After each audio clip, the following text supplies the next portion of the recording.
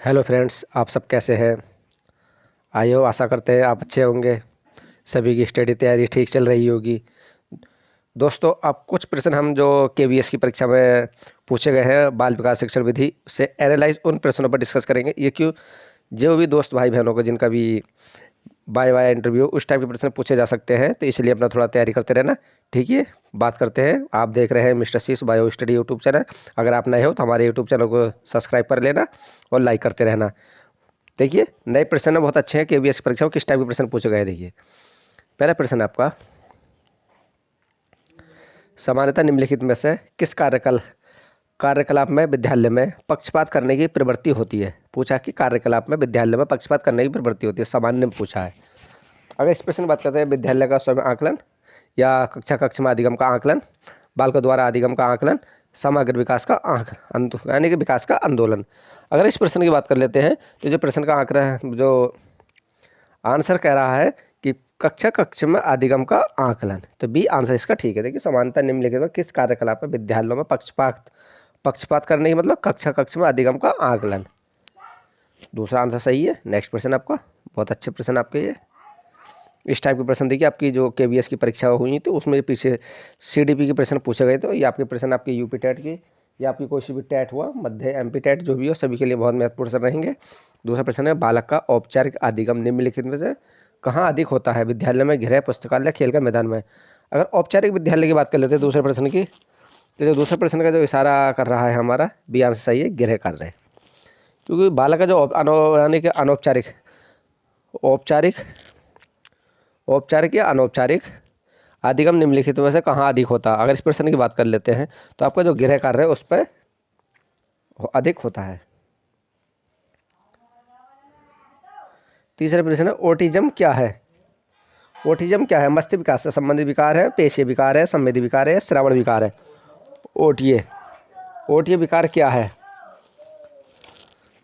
तो इस प्रश्न की हम बात कर लेते हैं, तो इसका ए आंसर सही है, क्योंकि मस्तिष्क विकास में संबंधित विकार ओटीए, मस्तिष्क विकास से संबंधित विकार है ओटिज्म क्या है ये। तीसरा प्रश्न आपका, विद्यालय निम्नलिखित में से किस रूप में सर्वोत्तम अभिकरण सिद्ध हो सकता है।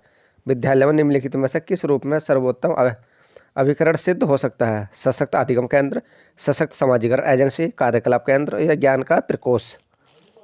इस प्रश्न की अगर हम बात कर लेते हैं, तो आपका बी आंसर सही है, सशक्त समाजीकरण एजेंसी।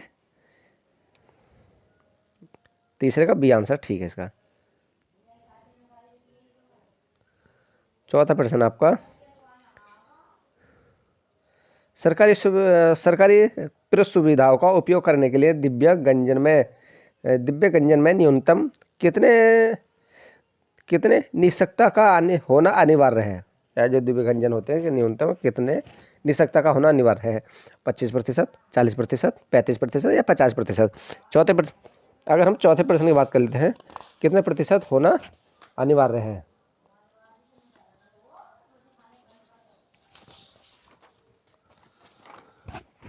तो जो आपका प्रश्न का जो इशारा कर रहा है, आपका बी आंसर सही है, 40%। कितना हमारा 40%। पांचवा प्रश्न आपका, डिस्कैलकुलिया क्या है। बोलने में अक्षमता, लिखने में अक्षमता, पठन में अक्षमता या संख्याओं की पहचान करने में अक्षमता। तो इसका डी आंसर सही है, संख्याओं की पहचान करने में अक्षमता। डी आंसर इसका ठीक है, डिस्कैलकुलिया। छठा प्रश्न आपका, छठा प्रश्न कह रहा है, स्कूली शिक्षा में योग और खेल की क्या भूमिका होती है। देखिए, स्कूली जो शिक्षा होती है उसमें खेल या योग की क्या भूमिका होती है। इससे सहयोग भावना विकसित होती है, इसमें अपनात्म भाव उत्पन्न होता है, इसके फलस्वरूप शरीर और मस्तिष्क दोनों का विकास होता है, या मानसिक विरासरंती होती है। अगर हम छठे प्रश्न की बात कर लेते हैं, तो छठे प्रश्न का आपका तीसरा आंसर सही है, क्योंकि इसके फलस्वरूप शरीर और मस्तिष्क दोनों का विकास होता है। सातवां प्रश्न है, आप कक्षा में मानसिक रोग बढ़ता से पीड़ित बालकों की पहचान कैसे करेंगे। मतलब आप कक्षा में मानसिक रोग बढ़ता से पीड़ित बच्चों की रुग्णता से मानसिक रुग्णता जो है आपको यहाँ पर रुग्णता आता है, इसको रुग्णता कर देते हैं। जो रुग्णता क्या है आपका, रुग्णता। तो रुग्णता से पीड़ित बालकों की पहचान कैसे करें? बहुत अधिक खेल, आक्रामक प्रवृत्ति, या बहिर्मुखी, या भीड़ से पृथक रहने की प्रवृत्ति। तो आपका बी आंसर सही है, आक्रमण प्रवृत्ति।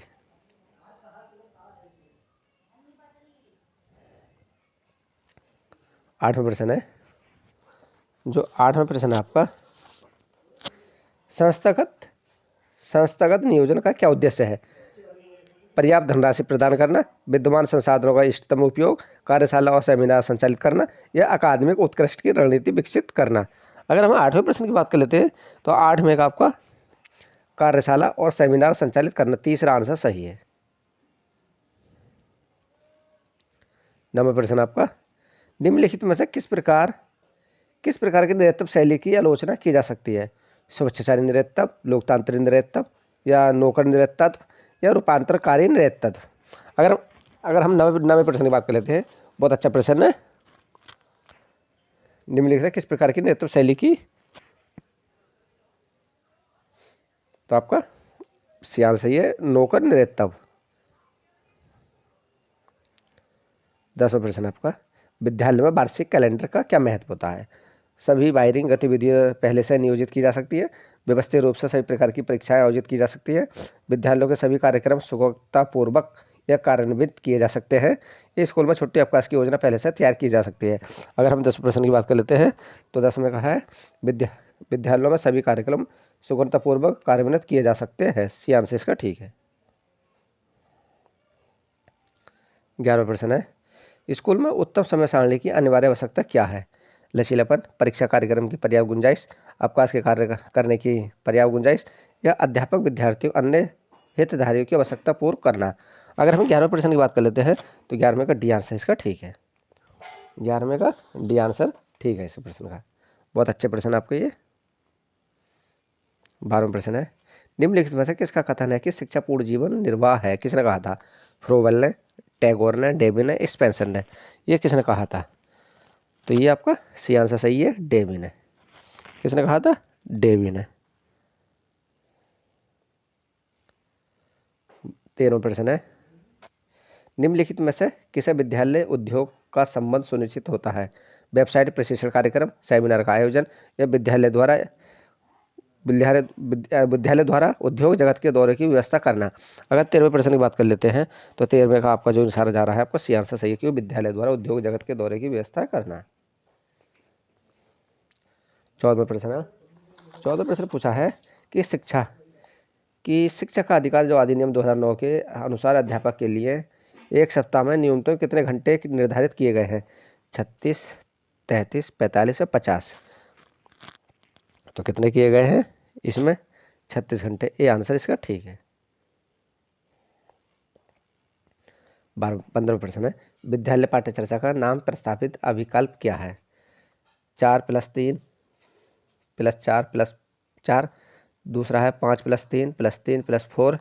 अगर 15% की बात कर लेते हैं तो 15 का आपका बी आंसर सही है, क्योंकि 5+3+3+4 इस टाइप का आपका ये रहे आपके CDP के महत्वपूर्ण, जो आपके KBS की परीक्षा में पूछे गए थे, जो आपकी अभी फरवरी में जो KBS परीक्षा चली थी उसी में प्रश्न पूछे गए थे। उसी के जो एनालाइज प्रश्न करा रहे हैं आपके CDP के बाल विकास शिक्षण विधि के, बहुत अच्छे प्रश्न आपके यूपी टेट की परीक्षा या सुपर टेट की परीक्षा में बहुत महत्वपूर्ण काम आएंगे ये। आप नोट्स भी बना सकते हैं हमारे साथ साथ। अगर आप नए हो तो हमारे यूट्यूब चैनल को सब्सक्राइब करना। भाई दोस्तों, टेक केयर, कल मिलेंगे।